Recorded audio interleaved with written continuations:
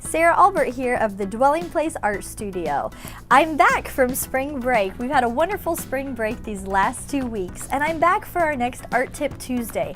Today I want to share with you one of my most exciting and fun non-objective watercolor projects that my students absolutely love. I hope you enjoy and try this out at home or in your classroom as well.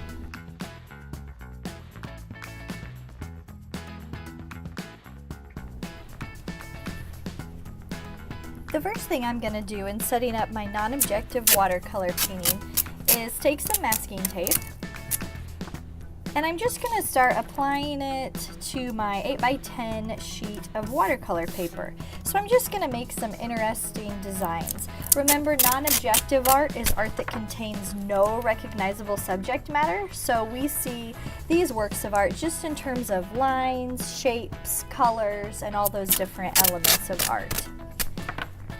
So I'm just going to make some really neat designs here with the masking tape. Once I'm done with that, I'm going to use the wet on wet technique. So I'm going to take my medium-sized wash brush, go right into a little bit of my water, and I'm going to start by putting the water down in the area where I want the paint to go. I'm going to activate my paint. I think I'll make this one with some cool color schemes. So I'm going to work in some violet, a little bit of blue, and then maybe even a touch of green. The wet on wet technique is nice because it allows the colors to blend together, and as they dry, you're going to see all kinds of cool things start to happen. Now, before I let that dry, I'm going to go right into a little bit of my salt. And I'm just going to put a pinch of salt right over that wet on wet technique. And as that dries, the salt is going to absorb some of the water and it's going to leave some really, really cool effects. Same thing now. Do this little space down here. And I think I'll go into some green. I'll do this one mostly green. And then maybe I'll work a little bit of yellow into that one. My paints are getting a little low. It's near the end of the school year, so supplies start to run out. And then just like before, put a little bit of salt. All right, I'm gonna speed up the video for the rest of this so you'll be able to see the finished result here in just a moment.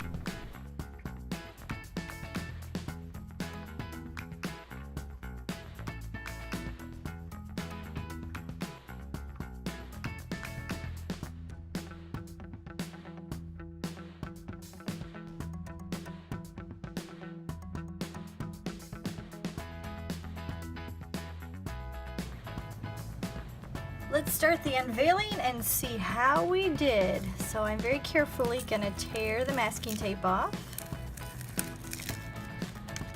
Let's see how our designs turned out. We had lots of really cool effects from the salt, you can see. I love how that looks.